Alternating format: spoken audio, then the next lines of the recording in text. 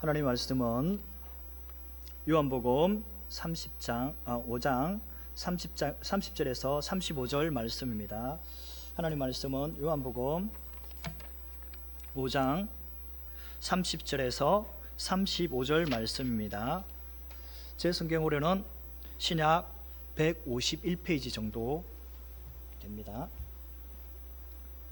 요한복음 5장 30절에서 35절 말씀입니다. 다 찾은 줄 알고 제가 봉독하겠습니다. 내가 아무것도 스스로 할 수 없노라. 듣는 대로 심판하노니 나는 나의 뜻대로 하려 하지 않고 나를 보내신 이의 뜻대로 하려 함으로 내 심판은 의로우니라. 내가 만일 나를 위하여 증언하면 내 증언은 참되지 아니하되 나를 위하여 증언한 이가 따로 있으니 나를 위하여 증언하시는 그 증언은 참인 줄 아노라.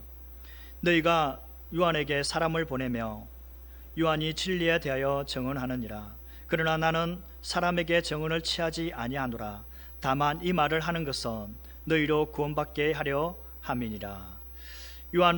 요한은 켜서 비추는 등불이라. 너희가 한때 그 빛을 즐거이 있을 때가 있기를 원하였거니와. 아멘. 한번 인사하겠습니다. 예수님을 증언합시다. 1839년 오직 인도 복음화에 일생을 바친 와리더 목사님이 계셨습니다. 그는 영국에 있는 대학교에서 엘리트였습니다. 학교에서도 1등으로 졸업하였습니다. 그리고 영국에서 좋은 조건에 많은 취업 자리가 들어왔음에도 불구하고 인도 선교사로 갔습니다. 그는 30년 이상 예수님을 증언하는 일을 위해서 3천 마을 이상 돌아다녔습니다. 그가 뿌린 전도지는 약 300만 장이었다고 합니다. 그리를 방황하는 수많은 사람들을 교회로 인도하였습니다. 수많은 영혼들이 와일드 목사님 때문에 구원을 받았습니다. 30년간 오직 그의 관심은 예수님의 발자취를 따라 증언하는 삶을 살았습니다. 그는 예수님을 만난 후 나는 영국의 귀족으로서 섬김을 받는 위치에서 내려와 섬기는 예수님을 본받겠다라고 스스로 말하고 남작의 지위를 버리고 모든 부동산과 재산을 포기하고 아프리카로 가서 오직 예수님을 증언하며 흑인들을 위해서 일하였습니다. 그는 내가 주님의 종이 되는데 섬기는 것 외에 무엇이 있겠느냐, 모든 허영심을 버리고 오직 예수님의 발 아래만 모든 것을 바치며 그것을 증언하는 일에 모든 것을 바치겠다고 선언하였습니다. 우리가 알다시피 선교지에서는 예수님을 증언하는 일이 쉽지 않습니다. 언어가 다르고 문화가 다르기 때문입니다. 그럼에도 불구하고 누군가는 이 일을 반드시 해야만 하는 사역입니다. 오늘 말씀을 통하여 생명 되신 예수님을 증언하는 일에 동참하는 우리 성도님들이 되시기를 간절히 바랍니다. 예수님을 위한 증언은 첫 번째, 하나님께서 친히 하십니다. 30절, 내가 아무것도 스스로 할 수 없노라. 듣는 대로 심판하노니 나는 나의 뜻대로 하려 않고 나를 보내신 이의 뜻대로 하려 함으로 내 심판은 의로우니라고 하고 있습니다. 예수님은 성자 하나님이시요 그리스도로서의 예수님은 신적 신분과 사역 선언에 대해서 증언하고 있는 것입니다. 즉 세례요한의 증언보다 더 큰 성부 하나님의 증언과 구약 성경의 증언을 내세워서 자신의 정체성을 논증하고 있는 것입니다. 그렇기 때문에 예수님께서 자신의 심판권과 변호의 정당성이 자기의 주관적인 주장이 아니라 자신을 보내신 즉 하나님의 참된 증언이 뒷받침하고 있음을 말하고 계신 것입니다. 그럼 왜 예수님께서 이러한 말씀을 하고 계실까요? 예수님께서는 철저하게 자신을 낮추시며 아버지의 뜻을 따라 행하시는 자신의 행위를 몸소 보여주심으로 우리가 하나님 앞에 취해야 할 합당한 태도가 무엇인지를 알게 하십니다. 또한 예수님께서 심판하시는 원칙이 아버지께 말씀하시는 그대로임을 알게 하며 동시에 하나님과 매우 밀접한 관계가 한순간도 중단됨이 없다는 것을 말씀하고 있습니다. 이처럼 예수님은 하나님과 아주 특별한 관계이시며 이 특권은 오직 아들만이 가질 수 있습니다. 본절에서 불가능하다의 뜻을 가진 우디나마이는 문장 맨 앞에 나와 강조하고 있습니다. 이것은 예수님께서 하나님의 뜻이 아니면 그 어느 것도 할 수 없음을 강조하고 있는 것입니다. 예수님께서는 항상 하나님의 뜻 외에 그 어떤 것도 행하시지 않으며, 그렇기 때문에 예수님께서는 아버지와 매우 특별한 관계임을 알 수 있습니다. 우리가 아는 대로 예수님과 아버지는 하나이십니다. 따라서 제자 빌립이 아버지를 보여달라고 요청할 때에 예수님께서는 나를 본 자는 아버지를 보았다고 말씀하였습니다. 예수님은 언제나 하나님의 아버지의 뜻을 존중하셨고 철두철미하게 아버지의 뜻에 복종하신 것입니다. 실제로 성자 예수님은 하나님의 자기 계시입니다. 따라서 성부 하나님께서 자신이 하려는 모든 일을 예수님을 통해 나타나셨습니다. 예수님께서 보여주신 일체의 것들, 그것은 하나님의 뜻입니다. 예수님께서 자신의 심판이 의롭다고 주장하신 근거가 바로 여기에 있습니다. 의로운 이라는 뭐뭐는 옳다는 뜻으로서 공의로우신 아버지, 하나님 아버지의 뜻은 언제나 옳으므로 예수님께서 이렇게 주장하시는 것은 당연합니다. 성부 하나님의 뜻대로 행하시는 예수님의 심판은 곧 하나님의 심판이시며 완전하고 정당하고 의로우신 심판인 것입니다. 그렇기 때문에 예수님께서 자기 자신을 자기가 정언하면 참되지 않다고 말씀하고 있습니다. 31절, 내가 만일 나를 위하여 정언하면 내 정언은 참되지 아니하되. 예수님의 이 말씀은 개인이 자기 자신에 대하여 정언하는 것이 결코 성립될 수 없었던 당시에 사회의 일반적인 흐름을 잘 알 수 있습니다. 당시 유대인들이 탈뮤드와 함께 중요시했던 율법의 모음지 미나시에서도 사람이 자신에 대해 말한다 해도 믿을 가치가 없다고 가르치고 있었다고 말하고 있습니다.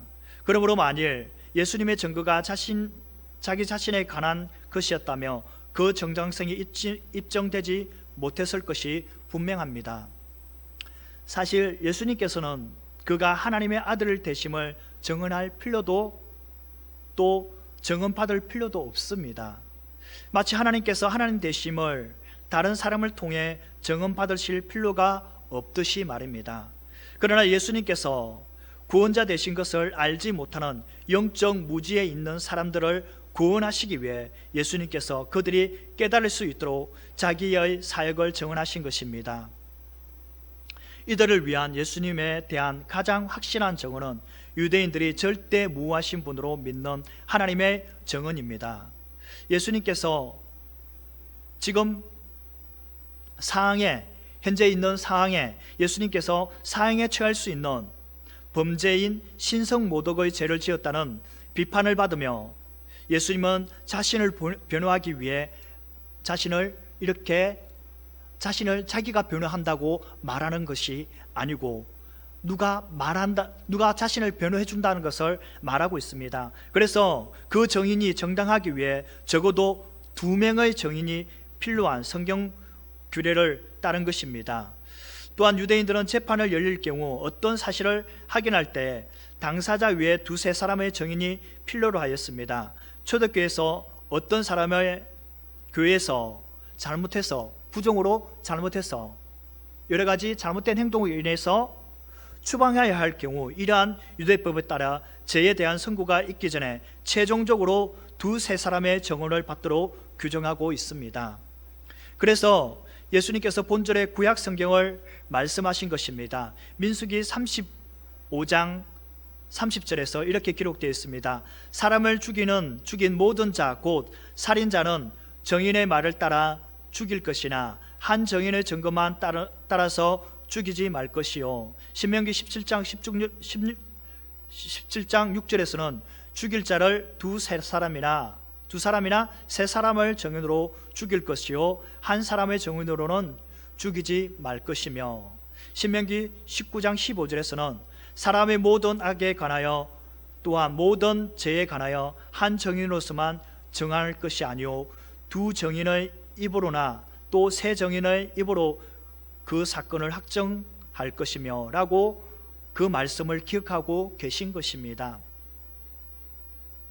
고대 로마 헬라 법정에서 실제로 일어난 일을 가지고 펼치는 주장들에 큰 무게를 두었습니다.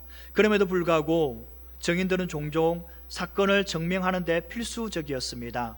존경을 받는 사람들이 증언할 때에 사람들을 귀를 기울였지만, 만약 사건이 그들에게 불리해지고 그들의 증언이 거짓 증거로서 드러나면 그들은 지금까지 쌓았던 명예를 잃게 되기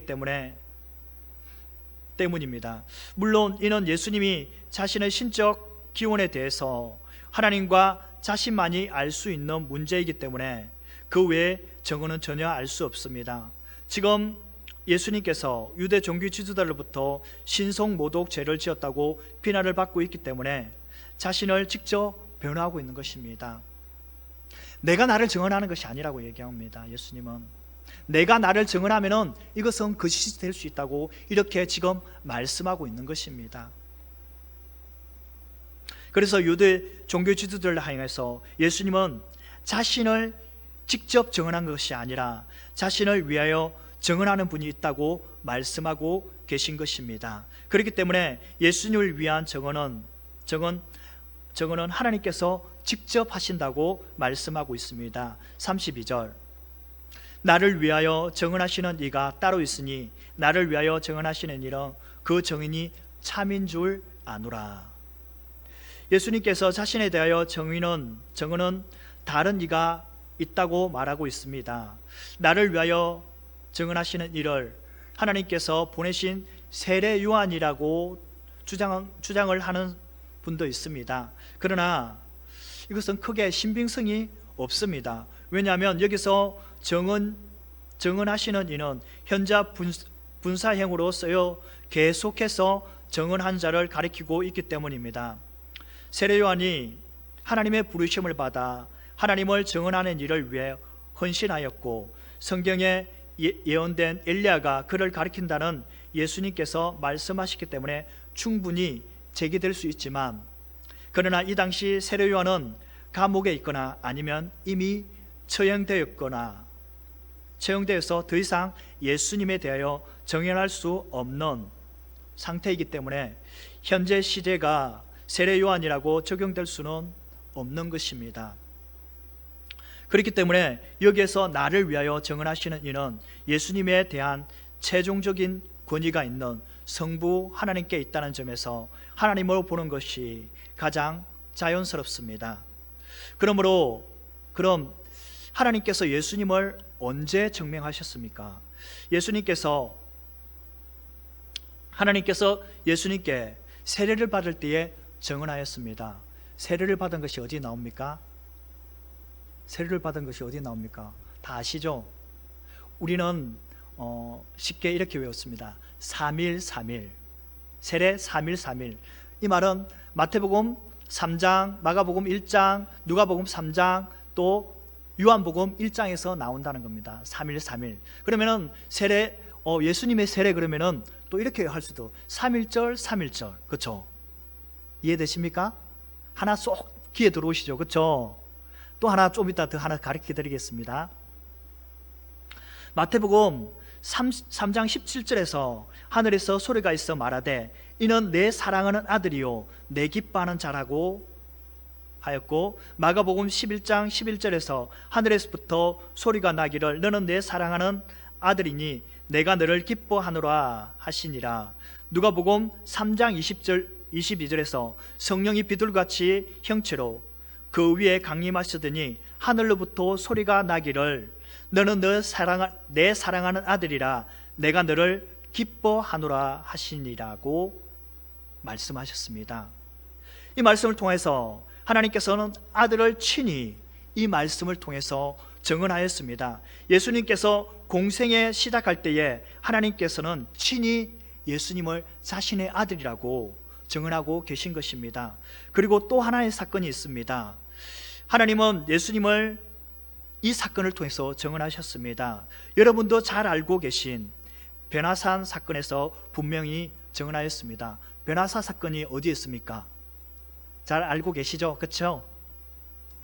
얼마나 싫겠습니까? 실치구구, 그렇죠? 얼마나 싫었으면 베드로가 잠자다가 예수님을 위해서 초막을 짓되 엘리야를 위해서, 또 주를 위해서, 또 모세를 위해서 이렇게 헛소리를 하지 않습니까? 얼마나 싫겠습니까? 그렇죠? 실치구구, 그렇죠? 마태복음 17장, 누가복음 9장, 또 마태복음 9장, 마태복음 17장, 누가복음 9장, 마가복음 9장, 누가복음 9장에서 변화산 사건이 일어납니다. 실치구구, 변화산 사건 얼마나 싫을게요? 실치구구 귀에 쏙 들어오시죠? 그렇죠? 안 들어오십니까? 우리는 이렇게 외웠습니다. 이렇게 외운 게 한 100개, 200개 정도 됩니다. 제가 말씀을 안 들어서 그렇지. 그래서 이제 가끔씩 주일학교나 이제 또 학생부에서 애들을 쉽게 가르치기 위해서 이렇게 사용합니다. 마태복음 17장 5절에서 말할 때에 호련히 빛난 구름이 그를 덮으며 구름 속에서 소리가 나서 이르되 이는 내 사랑하는 아들이요 내 기뻐하는 자니 너는 그의 말을 들으라 하신지라. 마가복음 9장 17절에서 마침 구름이 와서 그를 덮으며 구름 속에서 소리가 나되 이는 내 사랑하는 아들이니 너희는 그의 말을 들으라. 누가복음 9장 35절에서 구름 속에서 소리가 나서 이르되 이는 나의 아들 곧 택함을 받은 자니 너는 그의 말을 들으라. 이렇게 들으라고 말씀하셨습니다. 변화산 사건은 예수님께서 죽음과 부활에 대한 예고입니다. 그러니까 처음 사역과 마지막 사역을 위해서 친히 아버지께서 아들을 증언하고 계신 것입니다.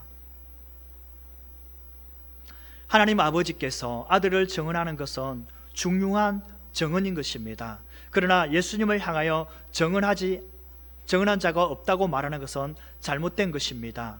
유대인들은 예수님께서 자신을 친히 하나님의 아들이라는 것을 증언하신다고 신성모독하고 있다고 말하였습니다. 이 당시 바리새인들은 예수님을 명백한 자기 증언을 비판하였지만 성부 하나이신 하나님께서 직접 아들을 위해 증언하시며 제자들 역시 예수님을 증언한 일에 부름받아 일생을 예수님을 증언한 일에 쓰임을 받았습니다.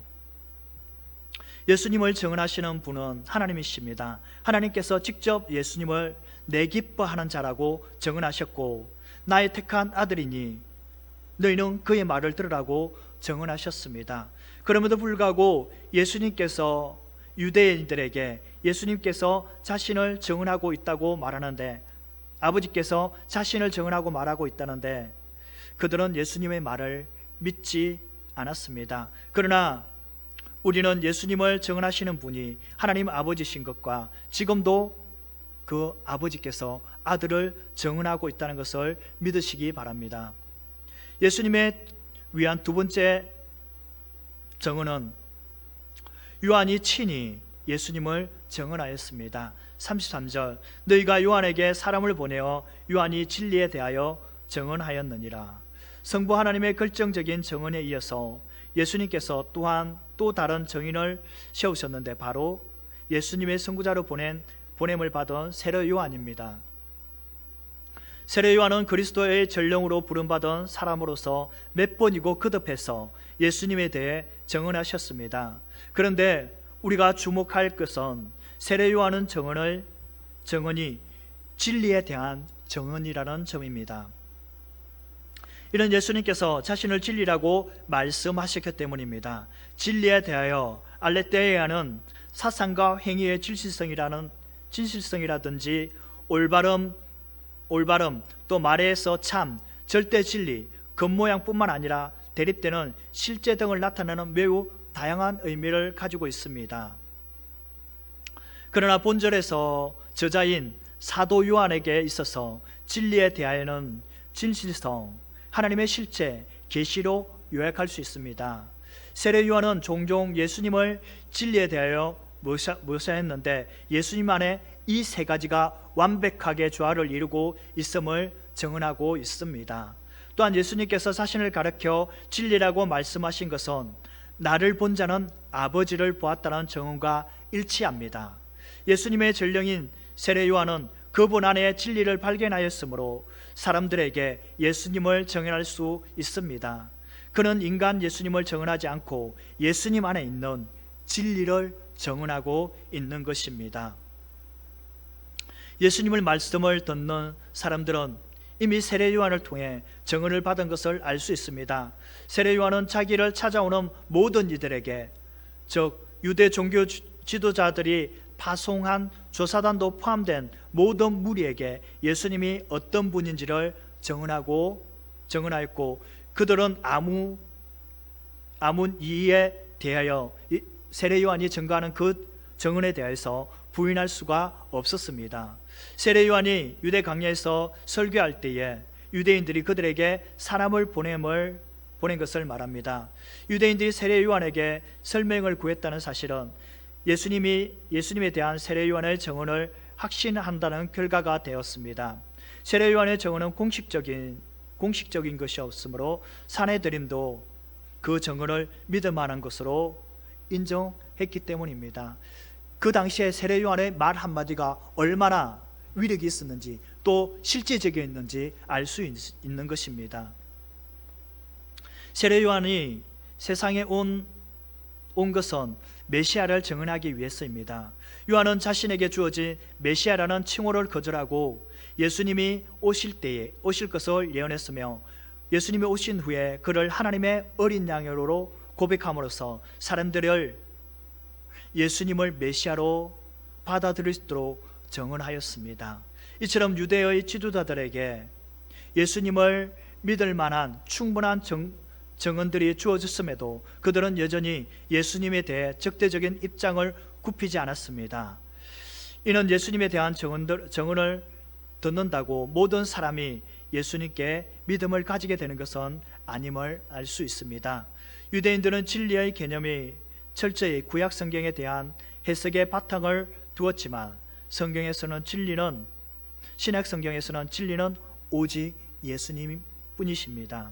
그렇기 때문에 예수님은 사람들에게 증언할 필요가 없다고 말씀하십니다. 34절, 그러나 나는 사람들에게 증언을 취하지 아니하노라. 다만 이 말을 하는 것은 너희로 구원을 받게 하려 함이니라.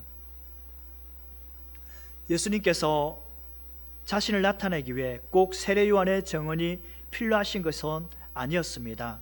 예수님께서는 하나님께서 직접 자신을 대하여 증언하고 계신다는 사실을 알고 있었기에 인간의 증언이 필요하지 않았습니다. 예수님께서 자기가 누구인지를 확증하기 위해 사람의 증언에 의존하지 않습니다. 다만 유대인들이 세례 요한을 선지자로 믿었기 때문에 그들로 구원에 이르게 하시는 목적에 그 증언을 소개했던 것입니다. 세례 요한이 세례를 베풀던 곳인 요단강 동편 베다니에서 예수님이 그곳에 가시자 예수님에 대한 세례 요한의 증언을 받아들였던 많은 사람들이 예수님을 환영하고 예수님을 믿었습니다. 그렇기 때문에 구원은 스스로의 힘으로 얻을 수 없으며 누군가 구원자 대신 예수님을 증언해 줄 때에 그를 통해서 예수님을 믿고 구원을 얻을 수 있습니다. 세례 요한 때나 지금이나 예수님은 우리가 전하지 않는다고 참이 거짓이 되는 것이 아닙니다. 예수님은 그때나 지금이나 동일하게 우리의 구원자 되십니다. 우리가 예수님을 전하지 않는다고 예수님께서 구원자가 아닌 것은 아닙니다. 그러나 우리가 예수님을 전해야 되는 이유는 아직 예수님께서 하나님의 아들이신 것과 진리 되신 것과 구원자 되신 것을 알지 못하는 많은 사람들이 예수님을 믿게 하기 위함입니다. 결국 세례 요한은 예수님을 증언하는 일에 쓰임을 받은 것처럼 우리도 예수님을 증언한 일에 쓰임을 받아야 합니다. 그렇기 때문에 우리 역시 세례 요한처럼 예수님을 전해야 하는 것입니다. 이런 의미에서 세례 요한은 메시아의 길을 예비하는 광야에서 외치는 자였습니다. 예수님께서 자신을 위해 꼭 필요하지 않더라도 사람들을 구원으로 인도하는 데 도움이 된다면 기꺼이 그것을 취하셨습니다. 왜냐하면 예수님께서 이것을 위해서 이 땅에 오셨기 때문입니다. 그리고 이러한 예수님의 모습은 하나님의 아들이 인간의 육신을 입고 이 땅에 오신 것과 더 나아가 죄 없으신 분이 십자가에서 죄의 모습으로 부끄러움을 당하고 돌아가셨던 사실에서 가장 잘 나타나고 있습니다. 그렇기 때문에 예수님께서 요한에게 등불이라고 말씀하셨습니다. 35절, 요한은 켜서 비추는 등불이라 너희가 한때 그 빛에 즐거이 있을 때 있기를 원하거니와. 예수님께서 세례 요한을 향해서 등불이라고 말하신 것은 그에게 보내신 최고의 찬사였습니다. 세례 요한은 하나님께서 자신을 보내신 목적을 알았고 그는 기꺼이 자신의 사명을 감당하기에 예수님께서 세례 요한을 향해서 등불이라고 말씀하신 것입니다. 하지만 우리는 등불이 참빛과는 현저히 다르다는 점을 알아야 합니다. 등불은 누군가가 불을 붙여주어야만이 주위를 밝힐 수 있지만 참빛은 스스로 빛을 내는 발광체이기 때문입니다. 요한은 단지 켜서 붙이는 등불로 그의 사역은 한정적이었습니다. 그는 영원한 빛이 아니라 자기 뒤에 오시는 그리스도를 사람들에게 인도하기 위한 일시적인 등불이었습니다. 하나님께서 불을 붙이셔 태우시는 동안 그는 빛을 낼 수 있을 뿐입니다. 이것이 하나님께서 세례 요한에게 주신 사명이며 우리에게 주신 사명인 것입니다. 예수님께서 세례 요한을 등불로 묘사한 것과 관련하여 성경학자 바클레이는 이렇게 말합니다. 그가 주어진 빛을 비추는 사람이 있었다는 것과 그가 정열을 가지고 있었으며 사람들을 하나님께로 안내하는 역할을 하였다는 것과 그리고 이를 위해 자신을 태웠다고 말하고 있습니다. 예수님께서 성도인 우리에게 세상의 빛이라고 말씀하셨습니다. 여기에서 빛, 포스와 본질에서 등불의 흰노스는 의미상 별 차이는 없습니다. 즉 우리도 세례 요한과 같이 자체 발광체의 빛이 아닌 반사체로서의 빛인 것입니다. 단지 요한과 다른 점은 요한은 그 오실 예수님을 보여주기 위한 빛을 내는 등불이었던 반면 우리는 참빛으로 오셔서 이미 우리 안에 거하시는 예수님을 드러내기 위한 빛을 내는 존재라는 점입니다. 즉 요한은 자기 뒤에 오시는 분을 증언하여 알게 하였고 우리는 이미 우리 안에 계신 이를 증언한다는 것이 다릅니다. 따라서 우리가 자기 역할을 제대로 수행하려면 자신이 빛으로서 사명을 부여받은 소망에 대한 철저한 인식과 이에 대한 열정이 항상 뒷받침되어야 할 것입니다. 예수님 당시 유대인들이 세례 요한의 사역에 대해 한때 열광하였습니다. 오히려 예수님보다 세례 요한을 메시아로 알았던 이 유대인들입니다. 당시의 유대인들이 요한에 대해서 기대의 가치가 얼마나 큰지 알 수 있습니다. 유대인들은 세례 요한이 전한 말씀에 자신들이 기쁘게 반응한 것과 요한이 예수님의 증언한다는 사실을 기억하기만 한다면 요한의 증언은 아주 많은 열매를 맺었을 것입니다. 하지만 현실은 너무나 많은 사람들이 한때 그를 빛으로 보는 것만으로 즐거워하였고 거기에 그쳤다는 것입니다. 그래서 요세푸스는 이렇게 말합니다. 세례 요한의 설교에 이어서 백성들이 당시의 정치, 경제, 종교의 지도자들이 아니라 그들에게 억압을 받고 있는 민중을 말합니다. 백성들이 최고조로 열광되었다고 진술을 하고 있습니다. 또한 다저 역시 세례 요한에 대한 유대인들의 이러한 감정 속에서 다소 감정적인 종교 열광주의자들의 한의와도 같은 일면식이 있다고 말하고 있습니다. 유대인들은 자기들의 세대에 보여진 하나님의 선물로서 한 선지자에 대해서 열광하였으나 그의 메시지의 진수에 대해서는 무지하였습니다. 그렇지 않았다면 그들은 세례 요한의 증언에 따라 예수님의 메시아로 믿었을 것입니다. 예수님을 증언한 일에 세례 요한은 등불처럼 쓰임 받은 것처럼 우리 역시 예수님을 증언하는 일에 등불처럼 쓰임 받는 성도님들이 되시기를 바랍니다. 말씀을 정리하겠습니다. 사랑하는 성도 여러분, 와리더 목사님이 인도 선교사로 그는 30년 이상 예수님을 증거하였습니다. 그로 인해 수많은 영혼들이 구원을 받았습니다. 30년간 오직 예수님의 발자취를 따라 증언한 일을 하였습니다. 예수님의 증언하는 일은 하나님께서 직접 그 아들 되신 것과 그에게 심판의 권한이 있다는 것을 친히 증거하고 계십니다. 그리고 하나님께서 보내신 세례 요한도 그의 사명이 예수님의 메시아로 증언하는 일에 쓰임을 받았습니다. 얻어서 길을 찾지 못하는 세상 사람들에게 그리스도를 전하는 빛 가운데 거하게 하는 것이 우리가 힘써야 할 일입니다. 생명의 주인이신 그리스도에게만 소망이 있으므로 우리는 어둠 속에 소망이 없이 사는 이들에게 참빛이 되신 예수님을 증언해야 합니다. 우리는 등불로서 얼마나 충실했는지 사람들의 시선을 예수님께로 향하게 하였는지 돌아보며 생명 대신 예수님을 증언하는 일에 생명을 바치는 성도님들이 되시기를 간절히 축원합니다.